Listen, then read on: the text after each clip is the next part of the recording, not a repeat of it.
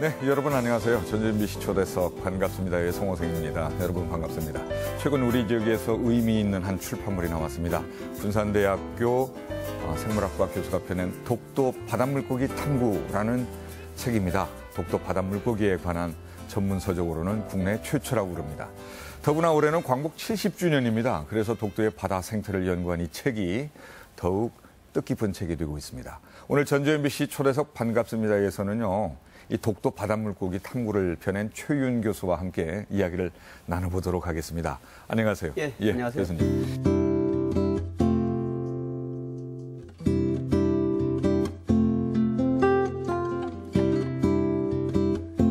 예, 아주 책이 잘 만들어졌네요. 예, 독도 바닷물고기 탐구.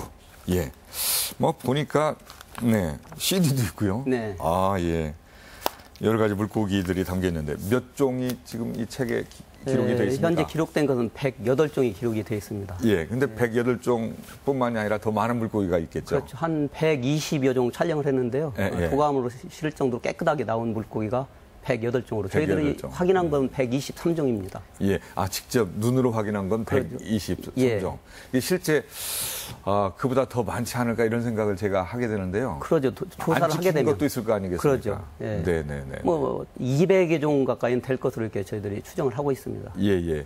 그런데 이 독도에 있는 그 물고기들에 대한 연구가 그동안에는 안 되었었나요? 안 돼 있었죠. 육상에 드러난 식물이나 곤충 이런 것들은 비교적 접근성이 좀 용이하기 때문에 조사가 됐는데 물속에 있는 어류는 수중 촬영 장비나 이런 것을 가지고 이동을 해야 되기 때문에 여러 가지 어려움이 수반되어서 아직까지 어류에 대해서는 세밀하게 조사된 적이 없었습니다. 그러니까 굉장히 의미가 있는 것이네요. 그렇죠. 우리나라에서 최초로 우리나라가 선진국이 되고 또 학문의 깊이도 각 분야에 나름대로 깊어졌는데 그러고 보면 뭐라 그럴까요? 좀 그 등잔불 밑이 어둡다 뭐 이런 표현이 있잖아요.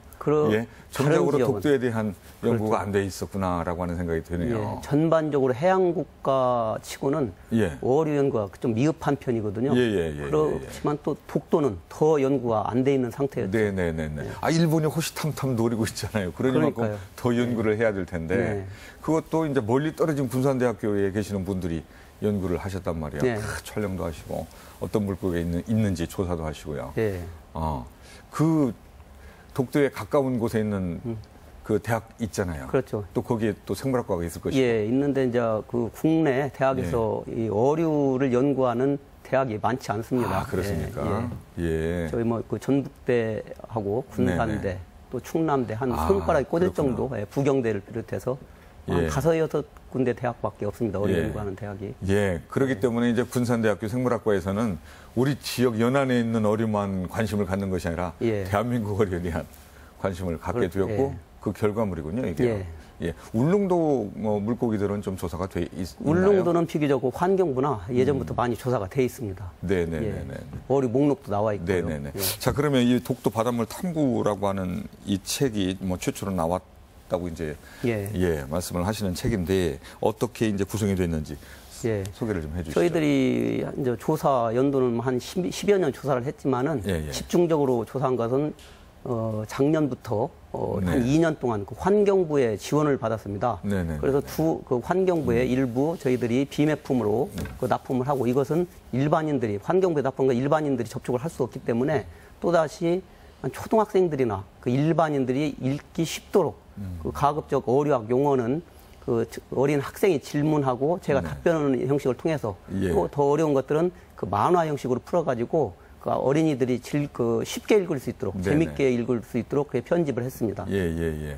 그 차세대 생물학자가 될 가능성이 있겠네요. 이 책을 보게 되면. 이 책을 읽음으로써 그래서 이제 어류 탐구라고 그래가지고 기본적인 어류 분류학의 묘미도 이렇게 느끼면서 어류학에 대한 그 어린이들이 그 묘미를 터득할 수 있도록 그렇게 그 편집을 꾸몄습니다. 지금 나온 지 몇 개월 됐나요? 나온 지 아직 한 2주 정도밖에 안 됐고요. 한 달도 채 안 됐네요. 그 주변의 반응은 어떻습니까? 아직 충분히 서점에 배포가 아직 되지 않았지만은 일부 언론이나 일부 책을 접한 사람들은 초등학교 그 독도 의식을 고취시키는 초등학교 교육용이나 일반인들에게 아주 이렇게 의미 있는 책이 될 것 같다. 그런 이야기를 많이 하고 있습니다. 광복 70주년을 맞은 해잖아요. 네네. 예, 거기에 맞춰서 좀 책을 내자 뭐 이런 생각을 평소에 그런 하셨습니까? 생각을 했죠. 준비는 10여 년 전부터 했지만은 예, 예. 한 2년 전부터 금년에 맞춰가지고 계획을 세워가지고 추진을 해왔습니다. 네네네네. 그 일본 사람들은 혹시 그 독도 그 해양생물에 대한 관심이 없습니까? 독도보다는 제가 10여 년 전에 보니까 그 수중 촬영 가거든요. 네. 그 울릉도에 와서 그 우리 수중 그 물고기를 그 촬영하는 걸 봤거든요. 제주도도 오고. 그래서 일본 사람들이 그 제가 생각하기에는 독도에 관심 있는 것이 아닌가. 그러면서 네. 긴장을 하면서 독도 바다 물고기를 빨리 우리 학자들이 조사를 해야겠다. 그런 생각을 그때 갖게 된 이유 중에 하나거든요. 예. 만약에 그 일본의 그 생물학자들이 와서 독도 촬영을 하고 연구를 한다라면 그게 가능한 일입니까? 울릉도까지는 그분들이 들어올 수 있어도 독도까지는 못 들어가게 돼 있거든요. 아마 그런가요? 그것이 허락돼 있다면 벌써 일본에서 어류 조사를 했겠죠. 예. 그래서 일본 사람들이 뭐 제주도나 울릉도에 대한 관심을 가지고 조사를 하니까 네. 독도는 우리가 먼저 그러죠. 예, 조사를 해야 되겠다. 예.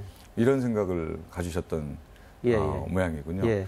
뭐 실제 이 책에 담겨 있지 않은 그런 뭐 스토리들이 굉장히 많이 있을 것 같아요. 이게 바닷속에 들어가서 보니까 이것도 분명히 우리 땅이다. 뭐 이런 생각은 혹시 안 드시는가? 저희들이 이제 어렸을 때부터 교육을 독도는 우리 땅이라는 것이 인식이 되었기 때문에 뭐 이것이 뭐 일본 땅이다라는 그런 생각을 저는 해본 적도 없고 뭐 자연스럽게 뭐 물속에 들어가서도 그 새로운 이제 느낌이죠. 저는 어류학자로서 이런 물고기도 너무나 아름답다. 이런 이 수중에 있는 이 독도가 어째서 뭐 자기네 땅이라고 주장하는가. 그런 생각을 많이 하게 되죠. 물속에 들어가 보면. 이게 독도 그 바닷물 속에 들어가 보니까 그곳에서만 이제 사는 이런 어류가 있던가요? 있었죠. 그 독도에 들어가 보니까 이제 저도 처음 이렇게 느낀 건데 굉장히 그 따뜻한 곳에 사는 물고기들이 많다. 이게 쿠로시오 난류에 영향을 받아가지고 아래에서 따뜻한 물이 올라오거든요. 연중 절반 이상은 그 쿠로시오 난류의 영향권에 있습니다. 그래서 그 어류들이 제주도와 아주 비슷하고 그 중에서도 저희들이 한 망두곡과에 속하는 한 종은 다른 우리나라에서 다른 지역에서는 아직까지 발견된 적이 없는 그런 종이 한 마리가 있었거든요. 한 종이. 그래서 저희들이 그것은 독도에서 우리나라에서 처음으로 발견됐기 때문에 독도 얼룩망둑이라고 이름을 붙여가지고 이 도감의 책에 소개를 했습니다.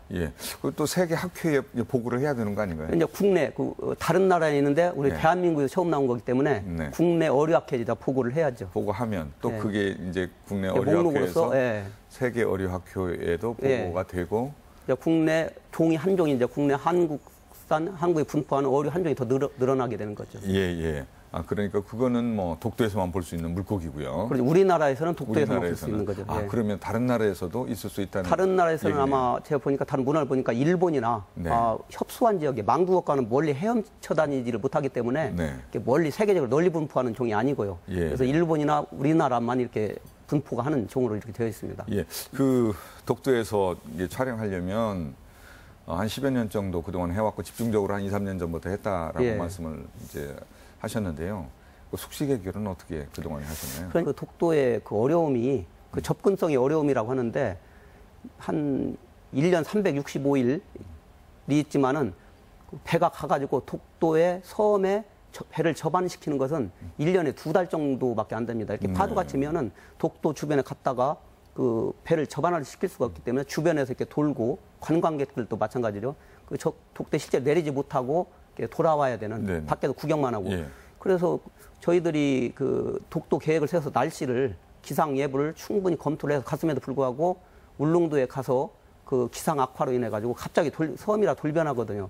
울릉도까지 갔다가 독도에는 들어가지도 못하고 이렇게 나오는 경우도 있고 그래서 운이 좋아가지고 독도까지 들어간다 하더라도 가장 어려운 것이 숙박시설이 없습니다. 숙박시설이 없고 조사를 하려면은 그 자주 들어가지 못하니까 좀 인원이 많이 들어가가지고 한꺼번에 이렇게 조사를 해야 되거든요. 그런데 한 7, 8명이 들어가면 그 배가 좁으니까 안에서 좀 새우잠도 자고 일부는 불편하니까 나와서 선착장 그 콘크리트 바닥에 텐트를 치고 이렇게 자는데 근데 밤에 잘 때까지만 해도 아주 그 평온했던 날씨가 새벽 2, 3시에 갑자기 돌변해서 뭐 파도가 치고 그 바다에서 파도 치면은 뭐 1, 2m 선착장은 그냥 쓸어버리거든요. 이게 텐트를 파도가 덮쳐가지고 그냥 그 저희들 자고 있던 장소가 물바다가 되고, 예, 뭐 그 휴대폰이 물에 잠기고 그런 현상들도 있고, 그러니까 그 기후 변화하고 숙소가 없다는 거. 또 한 가지 어려움은 이렇게 한번 들어갈 때 경비가 많이 든다는 거. 그런 것들이 경제적인 문제, 시간적인 문제, 이런 것들이 가장 큰 어려움이었죠. 접안이 안 되면 그냥 돌아갑니까? 울릉도로요? 그 관광객들인데 접안이 안 되면 그냥 바깥에서 한 바퀴 돌고 구경만 하고 이렇게 갑니다. 그러니까 관광객들의 경우고, 네, 저희들은 울릉도에서 네. 그 미리 다시 대기하시는 가도 그 접안이 어렵다. 그리고 네. 울릉도에서 한 2, 3일 기다리다가 네. 독도 못 들어가고 이렇게 6km 다시 이렇게 오는 경우가 있죠. 그런 네. 경우는 굉장히 그 경제적으로도 손해고 네. 시간적으로도 손해고 그런 네. 일들이 가끔 있죠. 저 한 300번 정도 독도를 연구차 갔다고 이렇게 기록이 나오는데요. 300번이 아니라 300일 정도. 우리가 10년 전부터 그러니까 독도의 체류 날짜를 합치면 300일 정도 체류 날짜가 그 정도 되죠. 예, 체류 날짜. 300일. 예, 그건 접안해서 뭐 실제로 그러죠. 바닷속도 들어가고 했던 날들이군요. 그러죠. 예. 우리 최 교수님도 바닷속에 좀 들어가십니까? 저는 일단은 저자로서 그 수중 상황을 봐야 되니까 가서 일단 살펴주는 정도고 일단 우리들은 들어가면은 자세 잡기도 힘들거든요. 근데 그 카메라를 든다는 건 더 힘들고요. 또 카메라를 들고 그 정체된 사진을 찍는 것이 아니라 막 움직이는 물고기를 찍어야 되니까 이건 아주 고도의 전문가들만이 가능합니다. 그래서 저는 들어가가지고 현 그 서식처 상황, 물고기들이 어떻게 있고 어떤 물고기들이 어떻게 사는가 한번 보는 정도고 실제로 수중 촬영하는 것은 전문가들이 하는 역할이죠. 우리 교수님은 몇 미터까지 내려가 보셨어요? 저는 많이 들어간 게 35m인데요. 35m 굉장히 깊은 거 아닌가요? 30m 들어가면 좀 어두워지는 정도. 그래서 제가 연구 목적으로 할 때는 20m, 한 5m에서 10m 사이 실제로 그 물고기들 우리 연구 대상 물고기들은 다 있거든요. 그렇지만 깊이 들어가면 30m 이내에는 좀 어두워지고 물고기들이 현격하게 줄어들죠. 그럼 독도 바닷속 깊이가 어느 정도나 되나요? 그거는 그 독도에 보면 동도, 서도가 있거든요. 그러니까 뭐 1m 낮은 데서부터 깊은 데는 뭐 조금만 안쪽으로 들어가면 한 50m 이상 되는 데도 있고 아주 급격히 깊어지니까요. 저희들이 그 연구원들이 주로 들어간 것은 50m 이내 선에서 주로 이렇게 조사를 했죠. 50m 바닥에 있는 물고기들 지금 촬영도 하시고 기록이 돼 있죠. 조사도 하고 했던 것이네요. 50m는 이제 못 들어가 보셨고요. 그렇죠. 저는 35m가 한계입니다. 깊은 이제 바닷속일 걸로 생각이 드는데 전에 우리 최현 박사님은 교수님은 상어 연구하는 교수로 널리 알려졌었잖아요. 그렇죠. 제가 상어 연구를 처음 시작한 것이 1997년부터 시작해서 뭐 한 20여 년, 지금도 뭐 상어 연구도 병행하고 있지만은 한 97년부터 상어 연구를 시작했었죠. 97년 하면 뭐 IMF 위기에 그 무렵이었죠. 이제 봉착하는 해가 아닌가 싶은데 뭐 특별히 97년에 상어를 연구해야 되겠다라고 하는 생각을 갖게 된 계기가 있었나요? 본래 제가 연구 그 계획을 세울 때 이 독도 바다 물고기도 해야 되는데 누가 안 해놓은 거거든요. 근데 그 당시에 제가 한참 좀 젊고 뭐 25년 전 이렇게 되니까 연구를 많이 할 때인데 그 경골 어류하면 경골 어류, 연골 어류로 나눠지는데 경골 어류에 대해서 이제 연구학자들은 제법 있었어요. 뭐 다른 나라에 비해서는 적지만 그래도 근데 이제 연골 어류에 속하는 상어에 대해서는 연구하는 사람이 한 명이 없었습니다. 상어가 크잖아요. 채집하기도 불편하고 채집해서 가져와도 실험실 넣었다 보관이 불가능해요. 포르말린에다가 고정을 시켜가지고 연구 보존을 해야 되는데 그거 한 1m, 2m짜리 갖다가 어디 보관할 데가 없잖아요. 그런 연구 때문에 국내에서는 상어 연구를 뭐 생각하는 사람이 없었죠. 근데 이런 어려움은 해외에도 마찬가지입니다. 상어 연구는 학자들이 많지가 않거든요. 그럼에도 불구하고 우리 해양국가인데 상어 연구자가 하나도 없다는 것은 좀 문제가 있고. 근데 이제 그때 저희 그 지도 교수님이었던 전북대학교 김익수 교수님께서 최군이 그 상어 좀 연구를 해야겠다. 근데 막상 하려고 보니까 너무 어렵고 어디 가서 어떻게 채집할 방법도 없고. 그 이제 실험실 여건 보면은 가져와가지고 어디다 채집 해가지고 보관할 데도 없고. 그래서 뭐 6개월, 1년 이렇게 미루고 있는데 하루는 김익수 교수님께서 봉투에 50만 원을 이렇게 넣어서 연구 시작하라고. 그런데 일단 그때 50만 원이면 큰 돈이거든요. 한 25년 전이니까. 근데 이제 그 조사비는 며칠 충분히 받았는데 어떻게 시작할까 참 걱정하다가 그래도 제주도에는 상어리가 좀 많이 나오니까 계획 없이 일단 제주도를 갔습니다. 가가지고 큰 상어는 못하고 작은 상어를 3마리를 일단 사가지고 그 어시장에서 잡은 장소를 확인 다음에 가지고 전북대학들이 가지고 왔죠. 네네. 가져올 때도 그 포장 때문에 공항에서 그 비행기를 못 타고 이대로 실으면 안 된다 해가지고 그 비행기 못 타고 다음 비행기로 연착해가지고 잘 포장을 해가지고 3마리를 가져왔는데 그 중에서 2마리가 한국에서는 그동안 보고가 되지 않은 새로운 종이더라고요. 그래서 네, 용케. 네, 귀상어인데 예. 귀상어가 아니고 홍살귀상어로 제가 이제 이름을 붙인 거지만은 네네. 홍살귀상어고 환도상어 종류인데 환도상어는 조금 특징이 달라요. 네. 외국에는 있는데 우리나라는 보고가 안 돼 있는 거예요. 그래서 이제 그 환도상어는 구분이 되는 흰배 환도상어 두 종을 한국에서는 처음으로 제가 이름을 붙여가지고 학회에 보고를 했죠. 어류학자로서 가장 큰 그 보람은 그 세계에서 처음 신종이라고 그러거든요. 신종. 네네네. 세계에서 처음으로 어류를 발견하는 거. 예. 그 다음에 이제 다른 나라에는 있는데 한국에서 처음 발견하는 것은 미기록종이라고 그래요. 네. 그런데 이 두 종은 이제 한국 미기록종. 한국에서는 처음 발견하는 거거든요. 그런데 어류학회지에 미기록종으로 보고하는 아주 당신은 쾌거라고 그러겠죠. 제 네. 그 논문 쓰는 거니까. 그래서 처음 가가지고 그 상어 3마리 잡았는데 두 종이 한국에서 처음 보고되는 종이기 때문에 그때부터 예. 굉장히 흥미를 느끼고. 자, 2011년도인가요? 망두기 연안생태계의 토박이 물고기 이런 네. 책을 또 내셨어요. 네. 망두기라고 하는 건 망둥어, 우리가 흔히 얘기하는 망둥어를 네. 말하는 모양이죠. 네.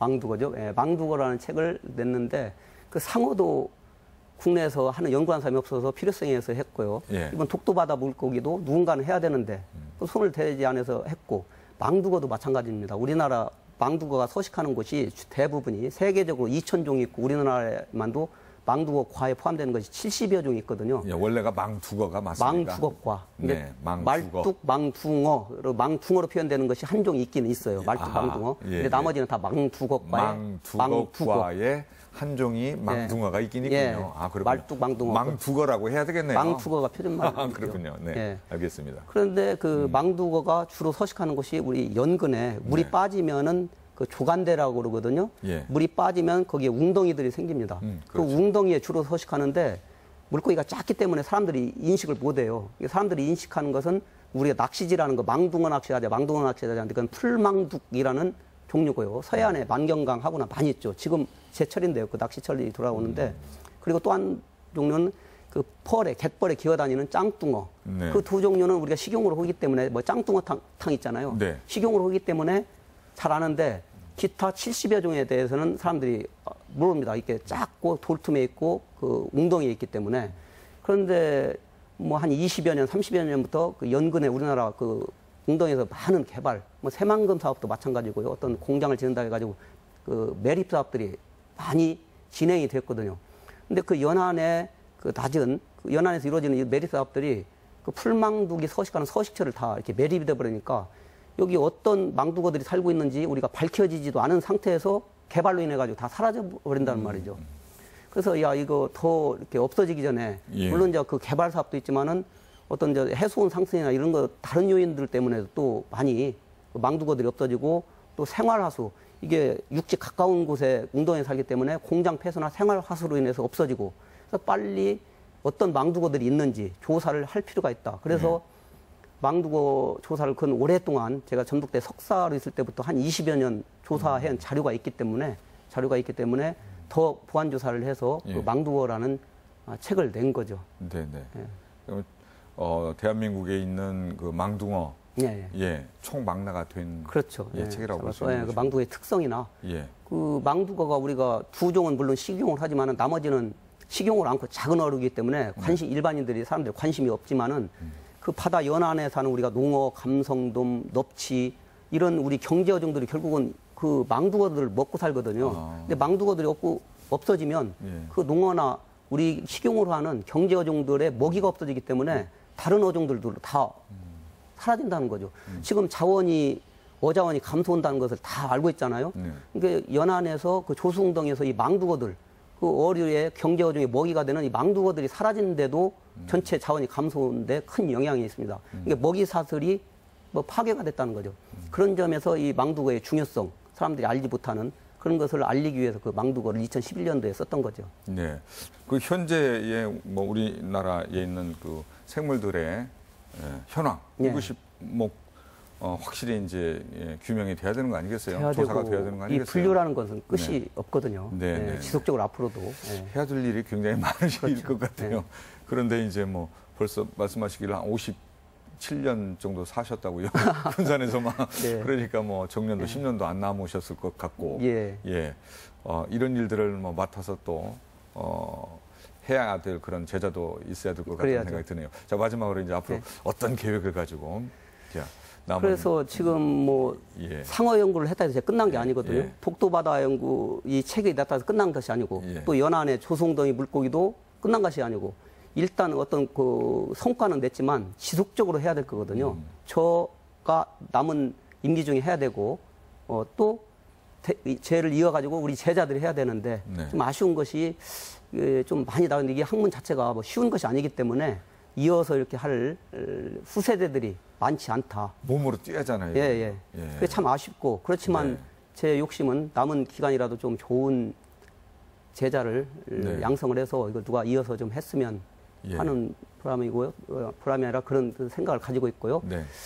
그래서 일단 또 한편으로는 참 저는 우리 좋은 스승님을 만나가지고 여기까지 왔는데 그 스승님의 받았던 것처럼 우리 제자들한테도 해줘야 되는데 그것을 참 제가 못하고 있다는 것이 상당히 좀 아쉬움이죠. 독도 바닷물고기 탐구 이 책 이제 한 2주 정도 나온 지 됐는데요. 일본에 좀 대량 이렇게 좀 살포할 생각은 없으신가요? 뭐 그런 것보다는 제가 이렇게 이 책을 만들면서 이런 생각도 해봤습니다. 나중에 이런 일, 우리 땅을 가지고 뭐 다른 나라 사람이 일본 사람들이 그래서는 안 되지만은 만약 이것들이 세계적으로 이렇게 분쟁의 씨앗이 돼 문제가 돼서 국제사법재판소에 갔을 때 이런 자료 하나가 물고기 도감이나 식물 도감 이런 자료들을 많이 축적해 놓으면 이런 것 자체가 우리 땅이 일본보다 우위에 서서 주장할 수 있는 근거가 될 수가 있다. 저는 이런 생각, 이 책을 내면서 그런 생각을 해봤거든요. 자기 나라 땅이라고 하면서 그러면 이런 자료가 없으면 안 되죠. 자료도 없고 물고기가 뭐가 있는지도 그러니까 모르는 사람들이 어떻게 당신의 땅이라고 합니까? 이렇게 얘기하면 정말 할 얘기가 없죠. 그러죠. 그러니까 역사가들이 독도는 우리 땅이라는 뭐 이사부 예전부터 해가지고 자료를 다 많이 찾아가지고 많이 밝히고 있지 않습니까? 그걸 꼭 역사가들이만 해야 될 일이 아니라 어류학자들은 독도에 사는 어류를 밝혀가지고 일반 국민들이 알 수 있게 하고 식물학자들도 마찬가지죠. 그 독도에 관련된 모든 학자나 사람들이 그 자료를 발굴해가지고 대한민국 사람들이 모두 알 수 있게 그래서 이렇게 공유하고 그것도 굉장히 필요한 것이다. 꼭 역사가들이 해야 될 일은 아니다. 각 국민들, 학자들이 해야 될 일이다. 그렇게 생각을 하거든요. 광복 70주년 맞아서 아주 의미 있는 그런 책을 이렇게 내셨습니다. 정말 국민의 한 사람으로서 감사하다는 말씀 드리겠습니다. 그리고 더 많은 연구를 통해서 또 우리 아름다운 그 강토 대한민국을 대내외에 널리 이렇게 알릴 수 있는 역할을 잘 해주시기 바라겠습니다. 학문적으로 또 업적도 많이 쌓을 수 있는 기회가 주어지는 것이고요. 오늘 말씀 감사합니다. 감사합니다. 수고하셨습니다.